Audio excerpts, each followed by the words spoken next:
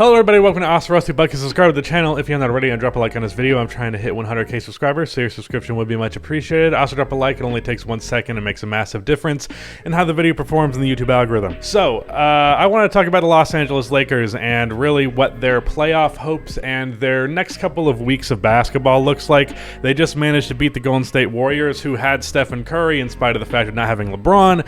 But I want to talk about what is the outlook for this team given the context of LeBron's injury, because it's 3 weeks until LeBron's injury actually gets evaluated, which does not mean that he's going to be back in 3 weeks. And given his age and given his more recent injury history, I can't imagine that the Lakers intend and LeBron intends to just, force him to play when he really shouldn't. And even if he did, we can tell when LeBron is playing injured these days. So given that, I don't know that there's that much hope that LeBron will really be ready for anything other than maybe the postseason. And really what he's ready for, if he is ready for the postseason, it's really going to determine, how far they go there. But really what's more important is, can the Lakers even manage to find themselves in the playoff picture to begin with? Now, I'm not sure what seeding they are right now off the top of my head, but it's pretty much entirely arbitrary because the difference in seeding between like the 5 seed and the 11 seed is like 3 games.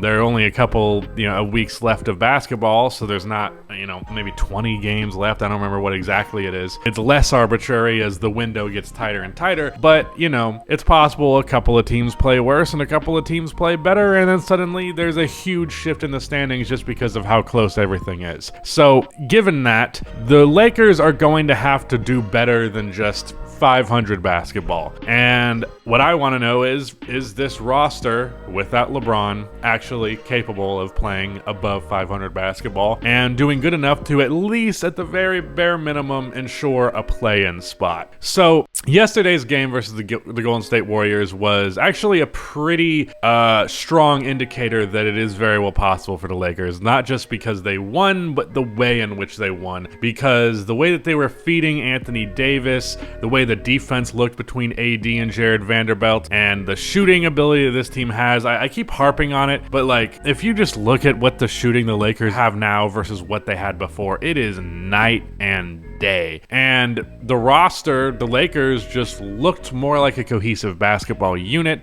I talked about that when they had LeBron, but even without LeBron's ability out there, even without him averaging 30, 38, they're still very much capable and look like a cohesive basketball team. And where I think they're going to have to hang their hat, of course, is going to be on the defense, because AD and Jared Vanderbilt, this is a stat that my friend Alex Hoops brought up. Go subscribe to his channel. It's really good. Their defensive rating is the second best of any front court of like the power forward center combo in the league. Now, number 1 is Bol and Mo Wagner, so that's interesting. But defensive rating wise, when those two are on the floor together, the Lakers are absolutely phenomenal defensively. But not really anybody else on this team, unless I'm just blanking on some people. Sorry about that. Offensively, if AD continues to feast and be the superstar player that he has been this year, finally, something we've been waiting on for the last couple of years, and the shooting is there, then I do think it is definitely very well possible that the offense is also, at the bare minimum,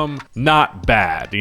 That's the important metric here, is that if they can just be a decent offense, and then if not the best defense in the league, period, because it seems like they do have somewhat of ability to be on that tier, at the very least like a top 5 defense, if they can just be top 5 in defensive rating, or at least in that ballpark for the remainder of the year, and let's say like 15th in offense, does that actually manage to net them a play-in spot? So what I'm going to do is I'm going to go down the list of the remaining games that the Lakers have for the rest of the season. I'm also just going to take the assumption that LeBron James is just not going to play up until maybe like a week of the season, but we're just going to say he starts for the postseason, okay? The Raptors are not great, so I could see the Lakers winning that one, although with Jakob Poeltl, the Lakers have been better, especially defensively. The New York Knicks have been winning a ton, so I'm going to go ahead and give them the W there. Versus the Pelicans, they can be wishy-washy, and I think Zion is out for like, if not the remainder of the year, a good chunk of it, if I'm not mistaken. Then they have the Rockets, The Mavericks are interesting because the Mavericks really, it just depends on how much Luka and Kyrie Irving are going to go off, and while the Lakers are really good on the interior. Well, then again, Jared Vanderbilt did lock Luka up when he matched up against him, and maybe they'll do that matchup more. So yeah, I could see that working out for them. I could see them winning it, but I'm not going to give it to them necessarily because I can't give it to them every single time. So is the Magic, let's make that 5 W's. The Suns, let's go ahead and make that another loss, so that's 5 and 3. The Thunder, the Bulls twice. With how good the Bulls have been post-deadline, let's just say they split that, so that's now 7 and 4 if I'm not mistaken. The Timberwolves, I'd probably give that to the Timberwolves, 7 and 5. The Rockets again, 8 and 5. The Jazz, that could go either way, but I'll say 9 and 5. And then when the Jazz come up last again, I'll give it to the Jazz just for the sake of, you know, some loose projections here. And then the Clippers, they've been rough lately, especially with Russell Westbrook, so I don't know where to go with that. But, you know, looking over the remaining of the schedule, really, they have a game against the Suns. They have 2 games against the Suns. And then after that, it really feels like and the game against the Knicks. I would say the Knicks almost certainly have it in lock unless they're just going to completely fall off. Yeah, there's really just a few games here where I'm like, yeah, I'm pretty sure the Lakers will lose that. But otherwise, there is definitely a window here for sure. And if you take a look, I'm going to actually take a look at the standings after saying that I wouldn't. They are currently right outside of the play-in. They actually are tied for the 10th spot, but I believe Utah owns the tiebreaker. So that's actually going to matter because they play Utah. I mean, how could they own the tiebreaker? They played 2 games so far. But I don't know. The Utah Jazz are ranked higher.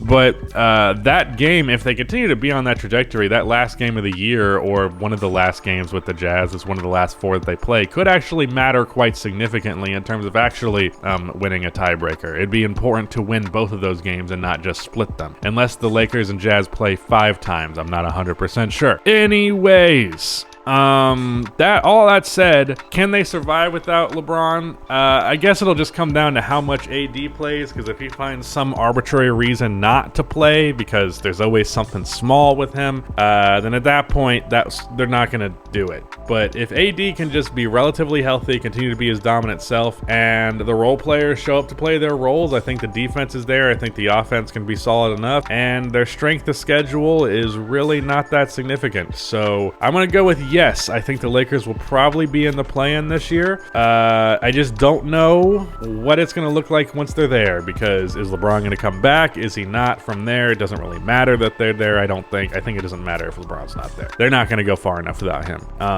But yeah, I could see them making it, and then from there, you just got to hope that the chemistry hasn't been ruined by the fact that LeBron's just coming back and these new guys have barely played with them. Well, we'll just have to wait and see. But yeah, shout out to Rudy for editing this video, and goodbye.